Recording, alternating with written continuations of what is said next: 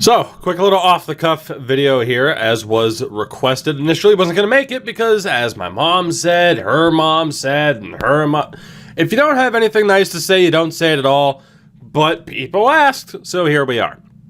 Yesterday, the NHL had their draft lottery, at least the first phase of their draft lottery, and this was the result, where we currently don't know who the number one overall pick is going to, because it's one of the teams that is currently going to be in one of, at least in a perfect world, it's going to be one of the teams that is taking place in the kind of, play-in round that gets them into the actual playoffs.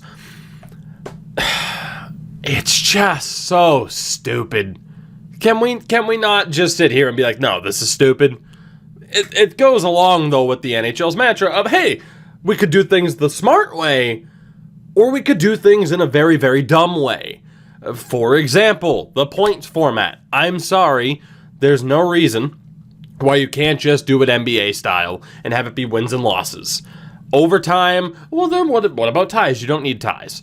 There is no way that 10 to 20 minutes of 3-on-3 overtime wouldn't be enough to get a result every single time. I'm sure you can work it out to get that little bit of extra in terms of scheduling with TV networks.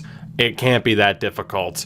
Rather than having to do things in a difficult way, which is, oh, well, you get 2 points if you win, no points if you lose, but then you get 1 point if you lose in overtime or a shootout, so you can end up with this. It's stupid. And then you have the standings, where it's, oh, is it like 1 through 8 in the conference, like the NBA? No, it's the top 3 teams in each division, and 2 and 3 play each other, but then the first team from this division could play this team or this team from the other division, or they could play a team from their own It's stupid. And then you have this, where I get it. Extenuating circumstances with the coronavirus, whatever. This video is probably going to get bought because I just said the C word, but hey, what are you going to do? It's just dumb. There was no reason to not wait until that buy-in, play-in round, whatever you want to call it, was done. You could have just waited. Well, we don't know when it's going to happen.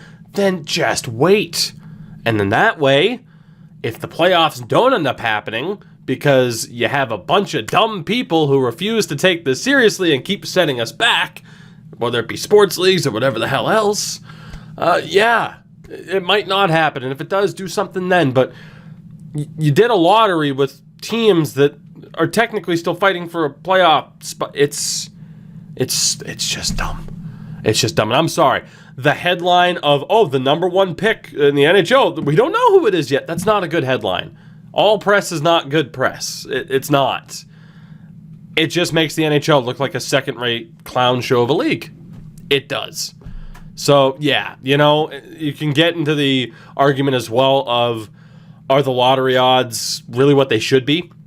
Because we've now seen more examples on teams, or 4 teams on the wrong side of the 10 spot towards the teams that were close to making the playoffs, winning the lottery more consistently than the teams in the top 3, which is insane. The purpose, obviously, is to try to force teams to consistently be competitive, to have as much parity as possible, and to not have a punching bag of a team, although clearly that doesn't work. I mean, yeah, Detroit, guess what? They still thought it was worth tanking. You're always going to have teams that think it's worth tanking, and the reason for that is there's nothing worse than apathy as a sports fan. If your team's not good, but they refuse to admit that they're not good, and it's just year after year of just do something else because this is a nightmare, it becomes more difficult to be a fan. As opposed to, say, if you're a fan of the New York Rangers, where a couple of years ago, they're just like, look, we could probably make the playoffs. Let's be honest, it's not going to work. We're going to take a step back. That has gotten universal praise over the past few years because it's gone incredibly well for the Rangers. But now you have this where it's just like, oh, well, cool, it's punishing Detroit and Buffalo and Ottawa for being terrible. It's just stupid. I'm sorry. So when this lottery took place, stupid. The lottery itself, stupid. I'm perfectly fine with the NFL style of the worst team gets the top pick. It's pretty straightforward and it's pretty simple, isn't it? And if you want to have a lottery, it probably shouldn't result in those teams on the wrong side of the 10 spot winning just as much as those top 3 teams. It's just, again, you're forcing parity for the sake of parity which isn't necessary at all. So, yeah, like I mentioned, don't say anything if you don't have anything nice to say at all. We have no idea who's getting the number 1 pick. And at this point, I don't really care. I mean, that's the thing. I'm calling this stupid without, any of these teams being my favorite team. Like, I'm sure if I was a Sens fan or a Red Wings fan, I'd be like, this is stupid. And people would be like, oh, you're just biased because your team didn't win the lottery. I have no stake in the game. I don't care. It's stupid. It's stupid that any of those other teams that are still technically in the running, they don't have the list of it here in this article, but it's ridiculous to me that you don't have Detroit with the number 1 pick. I mean, cool. It's a deep draft. You're going to get a great player at 4, but for me personally, it just comes down to, I'd rather just have teams be able to tank. I feel like, again, as a fan, if you're a fan of the Red Wings, this year would have been much more tolerable if you knew you were absolutely getting the prize at the end of this. Now, instead, you're going to watch 3 teams pick ahead of you. So who's off the board at that point? Lafreniere guaranteed. Byfield's probably gone as well. And then from there, who knows? Stützle, Lucas Raymond, Jamie Drysdale might be off the board too. I mean, who knows who that number 1 team is going to be? I mean, they're going to take Lafreniere, but from here, the Kings and the Sens, what are they going to do? Who knows? But yeah, I just why? Why does it always have to be difficult?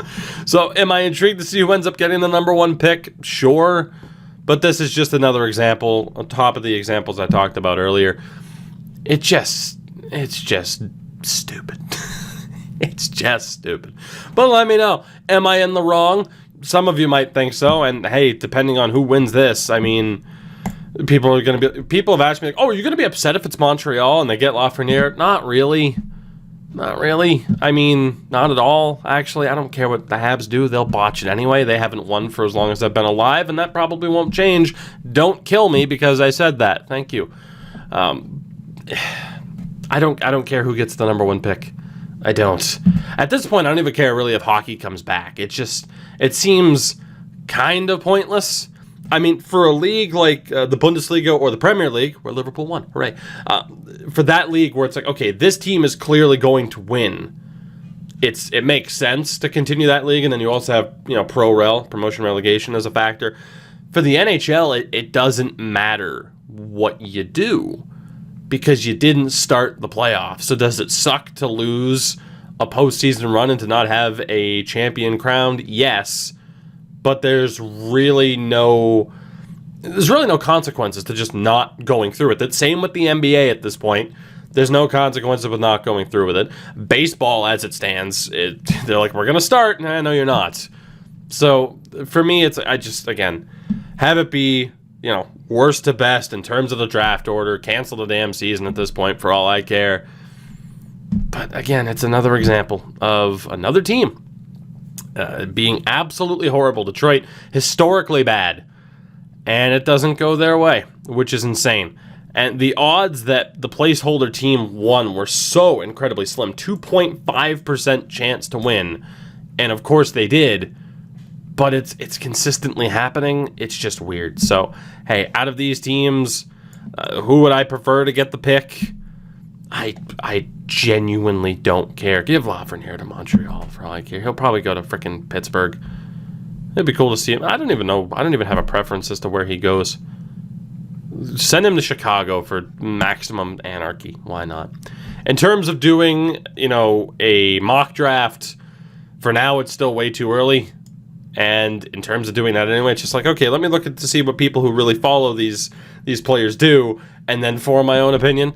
Which, and I don't believe in drafting for positional need. I always believe in drafting the best player available, and it's difficult to do. But overall, yeah, that's it. We rambled and ranted a little bit longer than I planned to, but that's normally the case. Oh, the NHL. It's beautiful. It's a hockey league. It sure is. It's just so stupid. Let me know down in the comments what you think. If you're a fan of the Detroit Red Wings or the Ottawa Senators, despite the fact that the Sens have picks 3 and 5, how disappointed are you? You should probably be incredibly disappointed because, the fact that the Sens pick is at 5 and it was the San Jose pick at 3, it's so dumb. But let me know what you thought. I can't be bothered anymore. Like, can the NHL please just get it together, simplify things so that I don't have to sit there and explain to my parents, who have been lifelong hockey fans, what the fuck is going on, because you just can't simplify things. Anyway, again, let me know what you thought. I will see you guys in the next one, whenever that may be. And congrats to Placeholder Team for winning, I guess. Hooray for Placeholder. Do you see how stupid that is? Hooray for Placeholder Team. The NHL, ladies and gentlemen. Jesus.